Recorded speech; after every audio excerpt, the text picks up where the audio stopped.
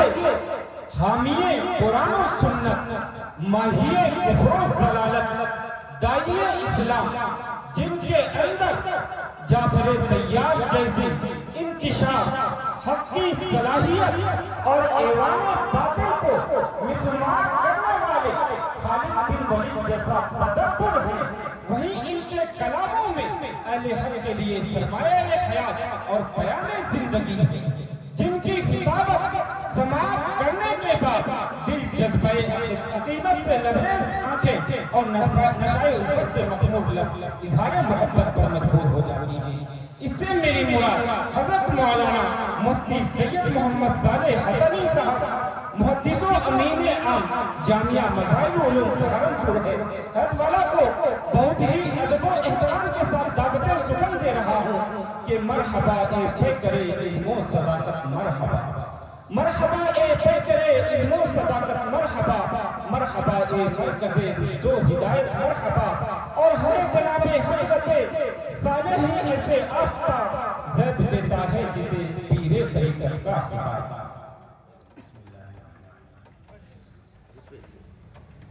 الحمدللہ نحمده ونستعینه ونستغفره ونؤمن به ونتوکل علیہ ونعوذ باللہ من شرور انفسنا ومن سیئات اعمالنا، من يهده الله فلا مضل له ومن يضلله فلا هادي له، واشهد ان لا اله الا الله وحده لا شريك له،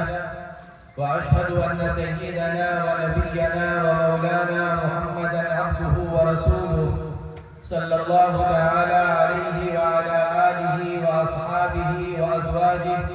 وبارك وسلم تسليما كثيرا كثيرا، أما بعد فأعوذ بالله من الشيطان الرجيم، بسم الله الرحمن الرحيم، يا أيها الذين آمنوا قوا أنفسكم وأهليكم نارا وقودها الناس والحجارة، صدق الله العظيم۔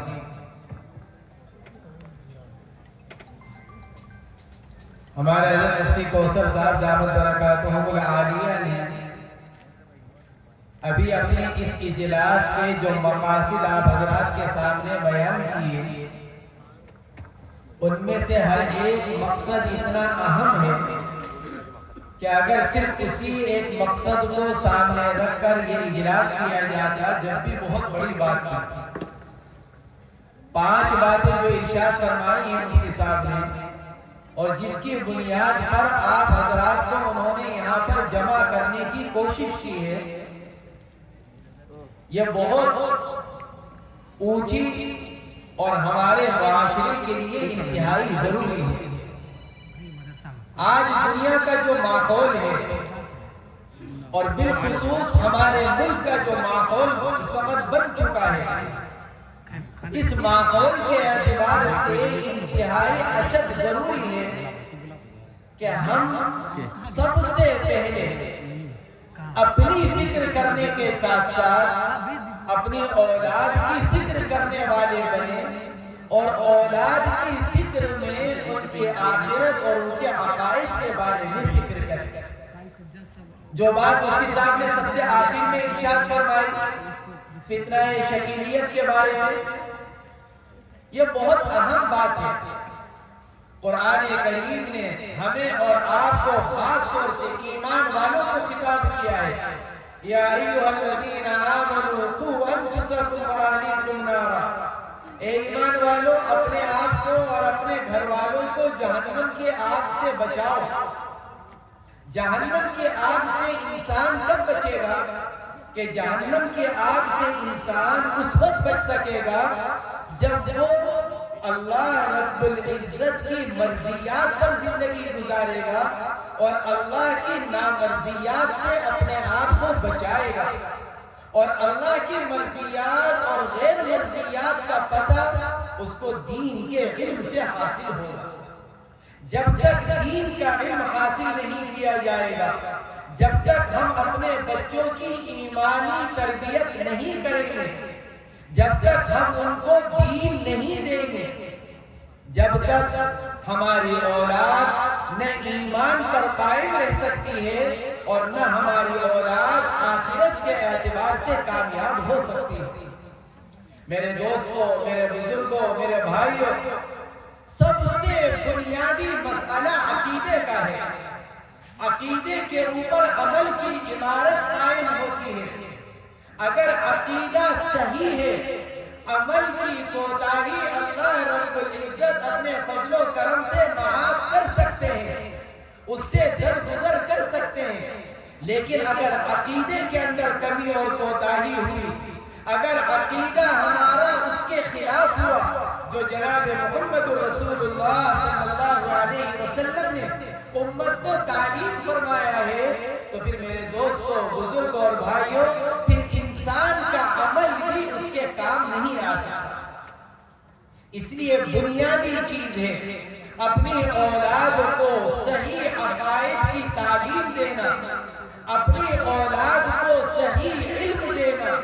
اپنی اولاد کو دین کی ابتدائی اور بنیادی تعلیمات سے واقف کرانا، اور ان کو یہ بتانا کہ ہماری آخرت کا دار و مدار ہمارے عقائد صحیحہ کے اوپر ہے۔ عقائد بہت ہیں، لیکن سارے عقائد کی بنیاد 3 عقیدے ہیں۔ اس میں سب سے پہلا عقیدہ توحید کا، اللہ رب العزت کو ایک ماننا،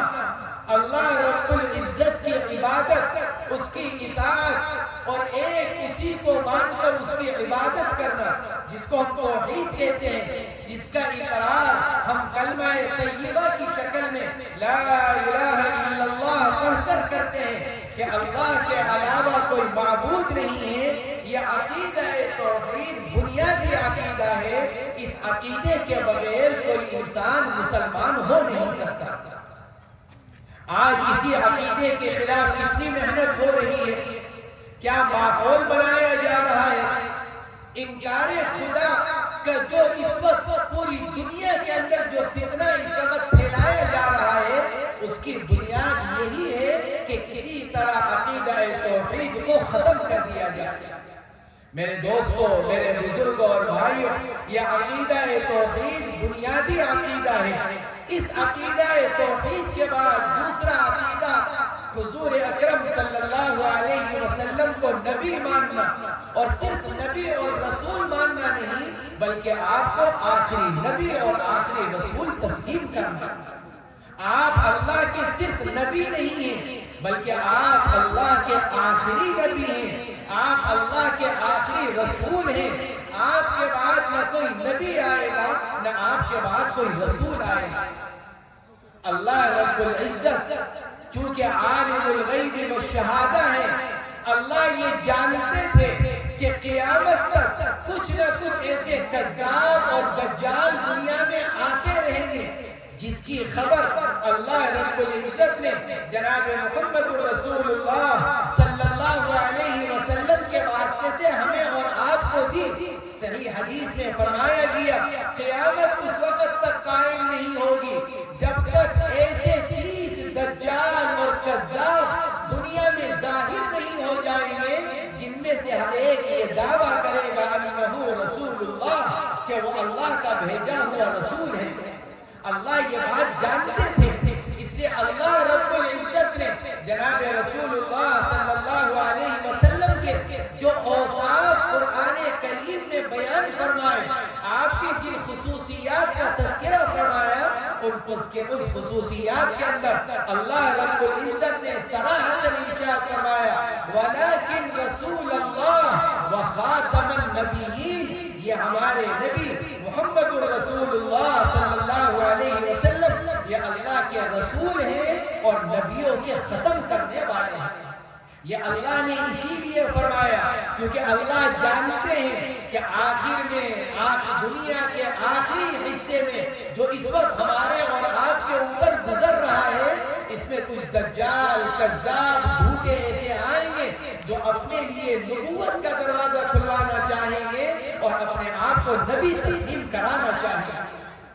یہ ہمارا بنیادی عقیدہ ہے کہ محمد رسول اللہ صلی اللہ علیہ وسلم اللہ کے آخری نبی ہیں، آخری رسول ہیں۔ رسالت اور نبوت اللہ کے نبی کے اوپر جا کر ختم ہو چکی ہے۔ ان الرسالۃ والنبوۃ قد انقطعت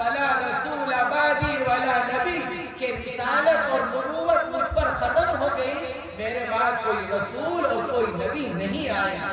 یہ ہمارا بنیادی عقیدہ ہے۔ لیکن آج اگر آپ سوشل میڈیا کو کھول کر دیکھیں، اگر آپ اس وقت میڈیا پر جائیں، آپ کو کتنے ہی اسلامی شکل و صورت کے اندر، اسلامی لباس کے اندر، اسلامی شناخت کے ساتھ آپ کو کتنے ہی لوگ ایسے بیٹھے ہوئے مل جائیں گے جو ہمارے اور آپ کے اس عقیدہ ختم نبوت کے اوپر ڈاکہ ڈالنے کے لیے تیار بیٹھے ہوئے ہیں۔ میرے دوستو، میرے بزرگوں اور بھائیوں، ایمان کا دار و مدار، اعمال کا دار و مدار ایمان کے اوپر، اور ایمان کا دار و مدار جناب محمد رسول اللہ صلی اللہ علیہ وسلم کی ذات اقدس کے اوپر۔ اگر آپ کو آخری نبی تسلیم کرتا ہے کوئی انسان تو وہ مسلمان ہے، اور اگر آپ کو صرف نبی تسلیم کرتا ہے اور یہ کہتا ہے کہ آپ کو نبی کو مانتا ہوں لیکن آخری نبی نہیں مانتا، تو میرے دوستو، میرے بزرگوں اور بھائیوں، وہ سب کچھ ہو سکتا ہے لیکن وہ ایک مسلمان نہیں ہو سکتا۔ چاہے کسی شکل میں ہو، چاہے کسی لباس میں ہو، چاہے کسی طرح کی بات کر رہا ہو، چاہے قرآن کے آیات پڑھ رہا ہو، چاہے احادیث رسول آپ کے سامنے پڑھ رہا ہو، وہ سب کچھ ہو سکتا ہے لیکن مسلمان اور مومن نہیں ہو سکتا۔ یہ بنیادی عقیدہ ہے۔ ہمارے ان بنیادی عقائد میں سے تیسرا عقیدہ آخرت کا، مرنے کے بعد دوبارہ زندہ ہونا، یہ ہمارا بنیادی عقیدہ ہے، اور اسی عقیدے کے اوپر بہت سارے عقائد کی بنیاد ہے۔ جنت ہے، جہنم ہے، پل صراط ہے، حضور اکرم صلی اللہ علیہ وسلم کی شفاعت ہے، آخرت کا حساب ہے۔ سب کی بنیاد مرنے کے بعد کی زندگی پر یقین کرنا، اس پر ایمان لانا، اس کا عقیدہ رکھنا۔ اس لیے میرے دوستوں، میرے بھائیوں، میرے بزرگوں، یہ ہمارا سارا دار و مدار، ہمارے ایمان کا دار و مدار ہمارے ان تین بنیادی عقائد کے اوپر۔ آج اگر آپ دیکھیں، ہمارا اور آپ کا تو زندگی کا اکثر حصہ گزر چکا ہے۔ 50 سال عمر ہو گئی، 60 سال عمر ہو گئی، 70 سال کی عمر کو پہنچ گئے، اور حدیث پاک میں جو فرمایا گیا اعمار امتی ما بین 60 الی 70، کہ میری امت کی عمر 60 سے 70 سال کے درمیان، کہ گویا کہ ہم اس عمر کو پہنچ چکے ہیں، کب اللہ کی طرف سے بلاوا آ جائے۔ لیکن غور کیجئے کہ ہماری اولاد اور ہماری نسل کہاں جا رہی ہے، اور آج اس کے ایمان کے بارے میں دوسروں کی طرف سے کتنی محنت ہو رہی ہے، اور ہم اپنی اولاد کے بارے میں کتنے فکر مند ہیں۔ ہم اپنی اولاد کی دنیا کی فکر کرتے ہیں، ہم اپنی اولاد کو دنیاوی اعتبار سے تعلیم دیتے ہیں، ہم اپنی اولاد کی دنیاوی ترقی کی فکر کرتے ہیں، یہ چاہتے ہیں، یہ سوچتے ہیں، یہ کرتے ہیں کہ میری اولاد دنیاوی اعتبار سے ایک کامیاب انسان بن جائے، ایک ترقی کرنے والا شخص بن جائے، اچھی اور آرام دہ زندگی گزارنے والے بن جائیں۔ لیکن میرے دوستوں، میرے بزرگوں، ہم کبھی بھی اپنے اولاد کے آخرت کے بارے میں فکر مند نہیں ہوتے۔ اللہ رب العزت نے قرآن کریم میں جلیل القدر پیغمبر سیدنا حضرت یعقوب علیہ نبینا علیہ السلام کا واقعہ اور حال نقل کیا ہے۔ کیا ارشاد فرمایا اللہ نے؟ جس وقت یعقوب علیہ السلام کی وفات کا وقت قریب آیا، اپنی اولاد کو جمع کر نبی اپنی اولاد سے معلوم کر رہے ہیں، ما تعبدون من بعدی، میں دنیا سے جا رہا ہوں، یہ بتاؤ میرے دنیا سے جانے کے بعد تم عبادت کس کی کرو گے؟ نبی اپنی اولاد کے بارے میں فکر کر رہا ہے، اس کی آخرت کو سوچ رہا ہے، اس کے عقیدے کے بارے میں فکر مند ہو رہا ہے۔ نبی بھی کیسے جلیل القدر پیغمبر ہیں، لیکن اس کے باوجود اپنی اولاد سے پوچھ رہے ہیں، ما تعبدون من بعدی۔ اور ہمارا کیا حال ہے کہ ہمیں یہی معلوم نہیں ہے میری لڑکی کا وقت کہاں گزر رہا ہے، میری لڑکی بات کس سے کرتی ہے، میری بیٹی کا تعلق کس سے ہے،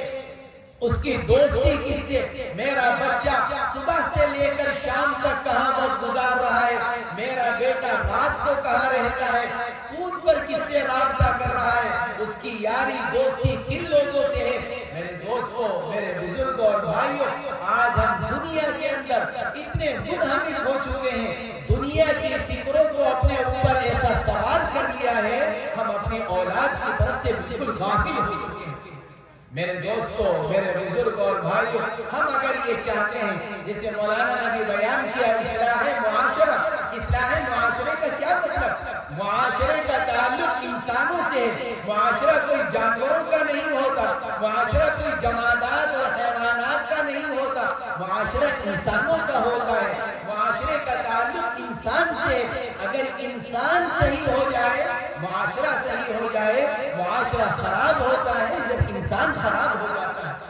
اور انسان کے صحیح ہونے کی بنیاد اللہ رب العزت نے وہ دین بنایا ہے۔ اگر زندگی میں دین ہوگا، اگر ہمارے عقائد صحیح ہوں گے، ہماری عبادات جاندار ہوں گی، ہمارے معاملات شریعت کے مطابق ہوں گے، ہمارے اخلاق اچھے ہوں گے، ہماری معاشرت پاکیزہ ہوگی، ہماری زندگی میں دین ہوگا، ہمارا معاشرہ خود بخود صحیح ہوتا چلا جائے گا۔ اس لیے میرے دوستوں، میرے بزرگوں اور بھائیوں، یہاں اکابر علماء کرام تشریف فرما ہے، مولانا رضوان الدین صاحب ہیں، مولانا مفتی سگیر احمد صاحب ہیں، مولانا ہارون صاحب ہیں، اور ہمارے مخدوم مولانا سلمان بجنوری صاحب ہیں۔ یہ حضرات اکابر موجود ہیں، آپ حضرات کو نصیحت کرنے کے لیے، آپ حضرات کے سامنے بیان کرنے کے لیے میں تو مختصر سی بات یہ عرض کر رہا ہوں۔ ہم اپنی اولاد کی فکر کریں، ان کی آخرت کی فکر کریں، ان کو ایمانی اور اخلاقی ان کی تربیت کریں، ان کو دین دیں، تاکہ جب ہم دنیا سے جائیں تو اس سکون کے ساتھ جائیں، میں اپنی اولاد کو دین دے کر جا رہا ہوں، دنیا تو ان کی گزر جائے گی، دنیا تو ان کی پوری ہو جائے گی، دنیا اس آدمی کی بھی پوری ہو جاتی ہے جو عیش و آرام کے ساتھ وقت گزارتا ہے، دنیا اس کی بھی گزر جاتی ہے، عمر اس کی بھی گزرتی ہے جو فقر و فاقہ اور تندرستی کے ساتھ وقت گزارتا ہے۔ ہمارا اور آپ کا عقیدہ ہے کہ مرنے کے بعد دوبارہ زندہ ہونا ہے، اور وہی اصل زندگی ہے، اسی کی کامیابی حقیقی کامیابی اور اس کی ناکامی حقیقی ناکامی۔ خود قرآن نے اس کو بیان کیا کہ جس کو جہنم سے بچا لیا گیا، جو جنت میں داخل کر دیا گیا، وہی حقیقی کامیاب ہوا۔ میرے دوستوں، میرے بزرگ اور بھائیوں، اللہ رب العزت نے آپ کو یہ ادارہ، آپ کو یہ مدرسہ، یہاں لڑکوں کی بچوں کی تعلیم کا بھی انتظام، یہاں ہماری بچیوں کی تعلیم کا بھی انتظام۔ میرے دوستوں، میرے بزرگوں اور بھائیوں، یہ علاقے کے اندر جو مدرسہ قائم کیا جاتا ہے، میں اپنی بات ختم کرتا ہوں، یہ مدرسہ جو قائم کیا جاتا ہے، مدرسہ قائم کرنے والا مولوی، مدرسہ قائم کرنے والے مفتی صاحب، مدرسہ قائم کرنے والا کوئی ذمہ دار، یہ اپنے لیے مدرسہ قائم نہیں کرتا، یہ اپنی اولاد کے لیے مدرسہ قائم نہیں کرتا، یہ اپنی دنیا کے لیے مدرسہ قائم نہیں کرتا، بلکہ اس کا مقصد ہوتا ہے کہ جس علاقے میں ادارہ قائم کیا جا رہا ہے، مدرسہ قائم کیا جا رہا ہے، اس علاقے کے بچوں کو دین پہنچایا جائے، ان کو دین کا علم دیا جائے، ان کی آخرت کی فکر کی جائے۔ مفتی صاحب نے جو یہ مدرسہ بنا رکھا ہے، یہ کس لیے؟ تاکہ علاقے کے بچوں کو دین کا علم دیا جائے، ان کی ایمانی اور اخلاقی تربیت کی جائے۔ یہاں مفتی صاحب کے خاندان کے کتنے بچے پڑھتے ہوں گے، کتنی بچیاں پڑھتی ہوں گی؟ مشکل سے 5 10، لیکن 90 اور 95 بچے کس کے ہیں؟ آپ کے ہوں گے، قرب و جوار کے علاقے کے ہوں گے۔ میرے دوستوں، میرے بھائیوں، میرے بزرگوں، یہ ہماری ذمہ داری ہے، ہم اپنے ان اداروں کو مضبوط کریں، ان کے بارے میں فکر مند ہوں، اور ان کو مضبوط کرنا یہی ہے ہم اپنی اولاد کو ان مدارس کے ذریعے سے دین کی تعلیم دیں، ہم ان کو قرآن کریم پڑھوائیں، ہم ان کو دین کی ابتدائی اور بنیادی تعلیمات سے واقف کرائیں۔ بے شک ہم اپنے بچوں کو ڈاکٹر بنائیں، انجینئر بنائیں، وکیل بنائیں۔ ہمارے شیخ حضرت مولانا محمد یونس صاحب رحمت اللہ علیہ فرمایا کرتے کرتے تھے، مسلمان ڈاکٹر کی ضرورت، مسلمان وکیل کی ضرورت، مسلمان انجینئر کی ضرورت، مسلمانوں کو ڈاکٹر بھی پیدا کرنے چاہیے، وکیل بھی انجینئر بھی، لیکن فرماتے تھے ہم یوں کہتے ہیں اپنے بچے کو ڈاکٹر بنانے سے پہلے مسلمان بناؤ، اپنے بچے کو وکیل بنانے سے پہلے مسلمان بناؤ، اپنے بچے کو انجینئر بنانے سے پہلے مسلمان بناؤ۔ اور وہ کب بنے گا؟ ان مدرسوں کی تعلیم کے ذریعے سے، ان مکاتب کی تعلیم کے ذریعے سے۔ میرے دوستو، اگر ہم نے ان مدارس کے ذریعے سے اپنے بچوں اور بچیوں کو دین کی تعلیم نہیں دی تو ممکن ہے ہماری اولاد کی دنیا بن جائے، اس کی دنیا سنور جائے، دنیاوی اعتبار سے وہ ایک کامیاب اور باعزت زندگی گزارنے لگے، لیکن اس کا ایمان ختم ہو چکا ہوگا، اس کا اسلام رخصت ہو چکا ہوگا، اور وہ آخرت کے اعتبار سے ایک ناکام انسان بن چکا ہوگا۔ اس لیے میرے دوستو، میرے بزرگوں اور بھائیوں، ہم سب یہ ارادہ کریں کہ ہم انشاءاللہ اپنی اولاد کی آخرت کی فکر کریں گے، ان کو دین کی تعلیم دلائیں گے، ان کو قرآن کریم پڑھوائیں گے، پھر اس کے بعد آپ اپنے بچوں کو جون سے چاہے اسکول میں، کالج میں، یونیورسٹی میں بھیجیں۔ بعض بزرگان دین نے لکھا ہے کہ اگر بچپن میں بچے کو قرآن کریم پڑھوا دیا جائے اور یہ قرآن سینے میں محفوظ ہو جائے، اور پھر اس کے بعد اس بچے کی یا بچی کی اگر زندگی کا رخ اگر غلط بھی ہو جائے تو سینے میں محفوظ قرآن کریم زندگی کے کسی نہ کسی موڑ پر اس کو صحیح رخ پر لے کر آ جائے۔ اللہ رب العزت ہم سب کو اس کی توفیق مرحمت فرمائے۔